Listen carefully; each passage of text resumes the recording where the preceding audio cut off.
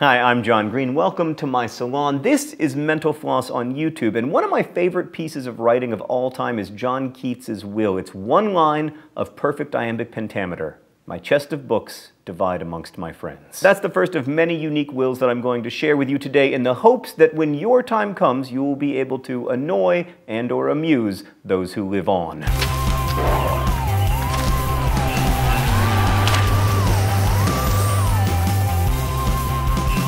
A man named Samuel Bratt died in 1960 after what must have been a long life of his wife complaining about his cigar smoking because he left her 330,000 pounds if she smoked 5 cigars every day for the rest of her life. He seems like he was a nice guy. Come to think of it, the theme of this video is going to be sometimes people who die are jerks. For instance, T.M. Zink left no money to his wife and $5 to his daughter and wanted $35,000 of his money to be put in a trust for 75 years. And then he wanted his money to be used to create the Zink Womanless Library. The library would have no books by women, no art or furniture made by women, and of course, no women allowed. But then some wills are actually sweet, like comedian Jack Benny arranged to have a rose delivered to his wife, Mary Livingstone, every single day after he died. He died in 1974, she died 9 years later. By that time, she had received over 3,000 roses. And then there's the extraordinary kindness of an Englishman named Henry Budd, who left 200,000 pounds for his sons in 1862 on one condition: neither could grow a mustache. If one did, the rest would go to the other son. Henry Budd,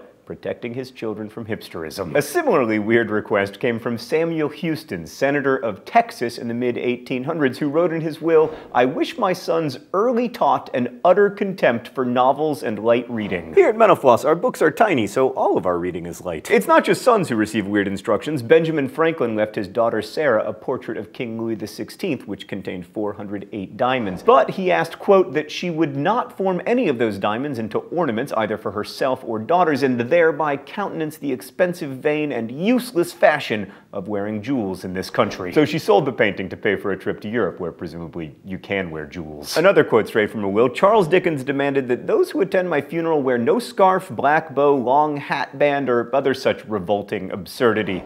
Those dudes had a lot of opinions about fashion. And then there's the will of American Garvey B. White, who died in 1908. It read in part, "Before anything else is done, 50 cents is to be paid to my son-in-law to enable him to buy for himself a good stout rope with which to hang himself." Moving on to strange post-cremation requests, like Frederick J. Bauer, who invented the Pringles can, had his ashes buried in a Pringles can. Mark Gruenwald, who wrote for Marvel Comics, wanted his ashes mixed with ink to print comic books. They ended up in the first edition of the Squadron Supreme collection. Star Trek creator Gene Roddenberry had some of his ashes launched into space, which you can also do thanks to a company called Celestis. And if you think that's unreasonable, in 1977, socialite Sandra West was buried in her powder blue Ferrari. She requested that the seat be, quote, slanted comfortably. Harry Houdini has one of the most famous wills of all time, even though it's an agreement with his wife, Bess, rather than like an actual physical will. The two came up with a secret code, and she promised to hold a seance each year on the anniversary of his death so he could contact her with the code. She tried for 10 years. Surprisingly enough, it didn't work out. The code, in case you want to attempt it, was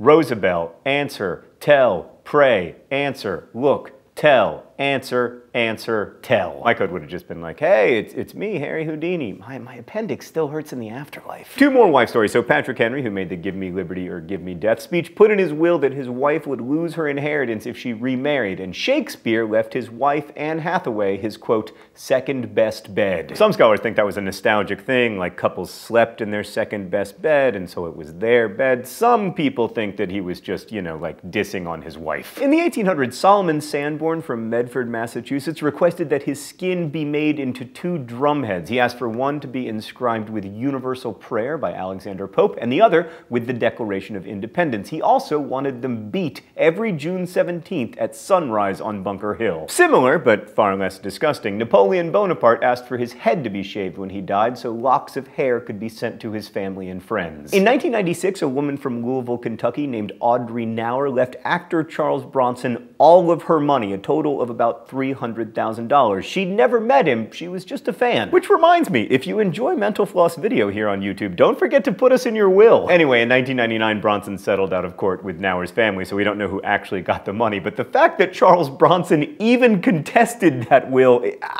really? Speaking of celebrities, Janis Joplin left her friends $2,500 for a 200-guest party at a pub in San Anselmo, California, quote, so my friends can get blasted after I'm gone. In fact, she added that to her will just 2 days before she died. Portuguese aristocrat Luís Carlos de Noronha Cabral de Camara, a man with not enough names, didn't have any family, so he randomly picked 70 people out of a Lisbon phone book to inherit his fortune. They received their money in 2007. It's funny because people used to use phone books. When philosopher Jeremy Bentham died in 1832, his will revealed that he wanted his body dissected in a lecture on anatomy, which, isn't that weird in the context of weird wills, but then he wanted his skeleton to be put together and put on display at the University College London. His body is still there. He even attended a board meeting once. Oh, that's interesting because the dinosaur skeleton attends all of our board meetings. Shut up, we have a board. It's Mark and Meredith and the dino skeleton and Hello Kitty in a jar. Speaking of universities, Marie Curie left a gram of radium to the University of Paris in her will, but she included that her daughter, Irene Curie, would have the rights to use the radium in her own scientific research. I'm not a regular mom, I'm a cool mom. I'm gonna let you play with radium. Anyway, Irene Curie went on to win a Nobel Prize, so, it worked out. Although I guess it didn't work out that well since they both died as a result of radiation poisoning. Newspaper publisher William Randolph Hearst was annoyed with rumors about him having illegitimate children, so in his will he left $1 entire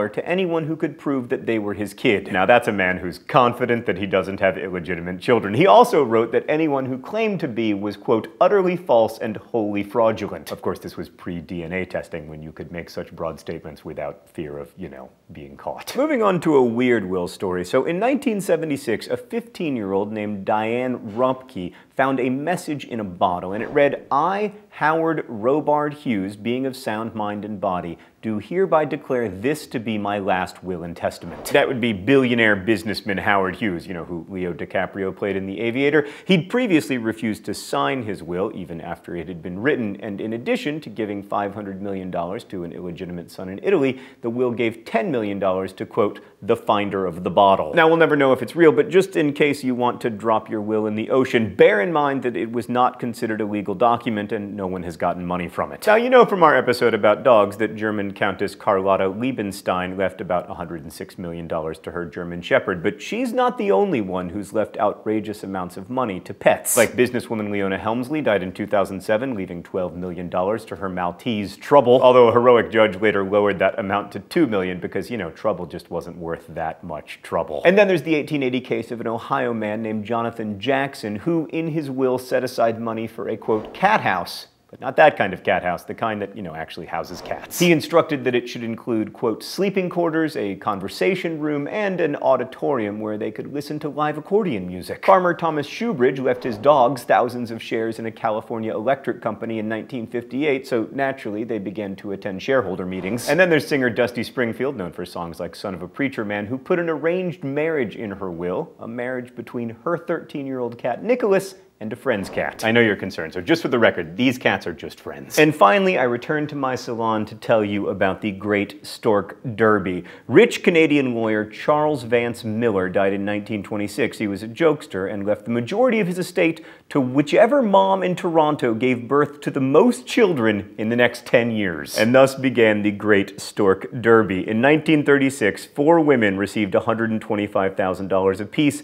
They'd each had 9 children in 10 years. Thanks for watching Mental Floss here on YouTube, which is made with the help of all of these nice people. Usually, this is where we answer a mind-blowing question, but now we have a whole new show for that on Mondays, so please check it out. Thanks again for watching, and as we say in my hometown, don't forget to be awesome.